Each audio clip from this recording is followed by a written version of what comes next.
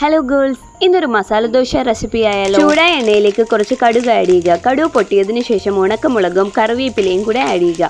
ഉഴുന്നുപരിപ്പും കൂടെ ആഡ് ചെയ്താൽ കുറച്ചുകൂടെ ടേസ്റ്റ് കിട്ടും. ഇതെല്ലാം കൂടി ഇട്ട് കടുവറ പരിപാടി.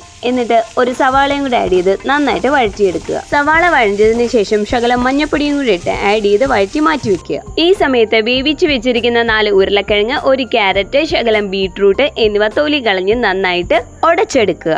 വെജ് ഐറ്റത്തിൽ എനിക്ക് ഏറ്റവും ഫേവറേറ്റ് മസാല ദോശയാണ് കേട്ടോ. അതും ഇന്ത്യൻ കോഫി ഹൗസിലെ മസാല ദോശ. ആ ബീട്രൂട്ടും കിഴങ്ങും ഒക്കെ കുഴഞ്ഞു വരുന്ന വാവ്, സൂപ്പർ ആണല്ലേ. നമ്മൾ ചെറുതായി വിഷയത്തിൽ നിന്നും തെന്നുമാറിയും തോന്നും. അപ്പൊ കാര്യത്തിലേക്ക് വരാം. നമ്മൾ നേരത്തെ വഴറ്റി വെച്ചിരിക്കുന്ന സവാളയിലേക്ക് ഈ കുഴച്ചു വെച്ചിരിക്കുന്ന മിക്സും കൂടെ ആഡ് ചെയ്ത് ഒന്ന് നന്നായി വഴറ്റിയെടുക്കുക. എന്നിട്ട് നമ്മുടെ ദോശ തവയിലേക്ക് ഒരു തവി മാവ് ഒഴിച്ച് നന്നായി നെയ്യും ചേർത്ത് മൊരിഞ്ഞു വരുന്ന സമയത്ത് നമ്മുടെ മസാലയും കൂടെ ആഡ് ചെയ്ത് ചുട്ടെടുക്കുക. നമ്മുടെ ടേസ്റ്റി മസാല ദോശ റെഡി.